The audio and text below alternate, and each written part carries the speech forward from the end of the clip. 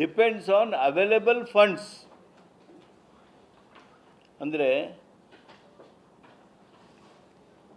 ಬಯಲು ಸೀಮೆಗೆ ನೀರು ಕೊಡ್ತೀವಿ ಅನ್ನುವಂಥ ಆ ನಮ್ಮ ಕರ್ನಾಟಕದ ಆ ಪ್ರಯತ್ನಕ್ಕೆ ಸಂಪೂರ್ಣ ಕಲ್ಲು ಹಾಕೋದು, ತಣ್ಣೀರು ಹಾಕ್ದಂಗೆ ಇವತ್ತು 5300 ಕೋಟಿ ರೂಪಾಯಿ ಕೊಡ್ತೀನಿ ಅಂದಿರ್ತಕ್ಕಂಥದ್ದನ್ನು ಈಗ ಒಂದು ರೀತಿ ಅಲ್ಲಗಳೆದಿರ್ತಕ್ಕಂಥದ್ದು.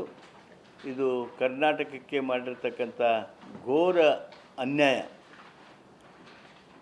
ಮಹದಾಯಿಯೊಳಗೂ ಅನ್ಯಾಯ ಮಾಡಿದರು, ಇಂಡೆಫಿನೆಟಾಗಿ ಮುಂದೆ ಹಾಕಿಬಿಟ್ರು.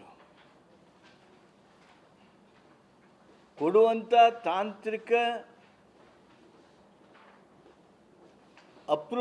ಒಪ್ಪಿಗೆಯನ್ನು ಕೊಡಲಿಲ್ಲ. ಅದನ್ನೇ ಗೋವಾದವ್ರದ್ದು ಪವರ್ ಲೈನ್ ಸಲುವಾಗಿ 435 ಎಕರೆ ಭೂಮಿ ಏನು ಬೇಕಾಗಿತ್ತು, ಅದನ್ನು ಅದೇ ಮೀಟಿಂಗ್ನಾಗ ಕ್ಲಿಯರ್ ಮಾಡ್ತಾರೆ. ಆಮೇಲೆ ಅವ್ರು ಸೆಂಟ್ರಲ್ ಮಿನಿಸ್ಟ್ರು ಅದನ್ನು ಬೇಗ ಭೂಮಿ ಕೊಡಬೇಕು, ಅರಣ್ಯ ಭೂಮಿ ಕೊಡಬೇಕು ಅಂಥೇಳಿ ಪತ್ರ ಬರೀತಾರೆ.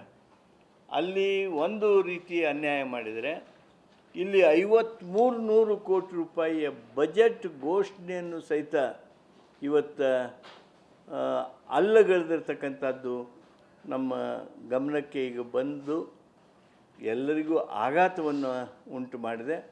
ನಾನು ಕೇಂದ್ರ ಸರ್ಕಾರಕ್ಕೆ ಆಗ್ರಹ ಮಾಡ್ತೀನಿ, ಈ ರೀತಿ ನೀವು ಮಾಡುವಂಥ ಏನು ಕೆಲಸ ಇದೆ, ಇದು ಫೆಡ್ರಲ್ ವ್ಯವಸ್ಥೆಯನ್ನು ಅಶಕ್ತಗೊಳಿಸುವಂಥದ್ದು. ನಿಮ್ಮ ಬಜೆಟ್ ಘೋಷಣೆಯನ್ನು ನೀವು ಈ ರೀತಿ ಒಬ್ಬ ಅಧಿಕಾರಿಯಿಂದ ಪತ್ರ ಬರೆಸಿ ಅದನ್ನು ಅಲ್ಲಗಳಿತೀರಲ್ಲ, ಏನು ನೀವು ಜನರಿಗೆ ನೀವೇನು ಮುಖ ತೋರಿಸ್ತೀರಿ? ಕರ್ನಾಟಕದ ಜನರಿಗೆ ಈ ರೀತಿ ಅನ್ಯಾಯನ you can't take Karnataka people for ride.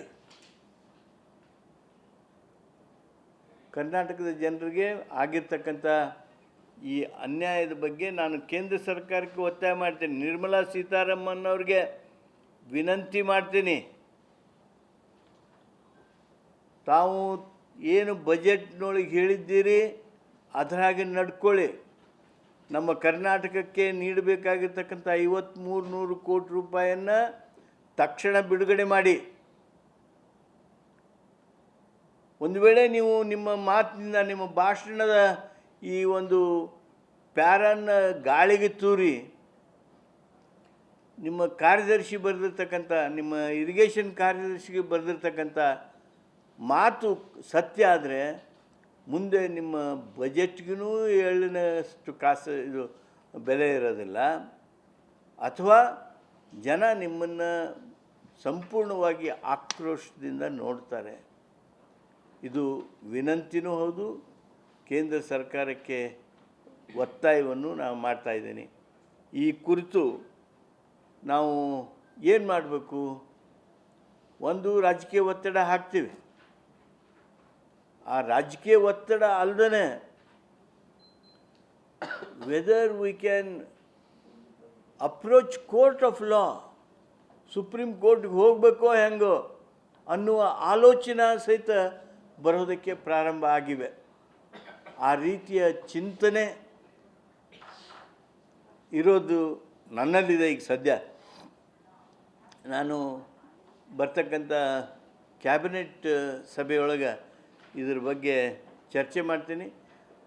Weather we should think of going for political persuasion or whether we should go for seeking justice from court of law.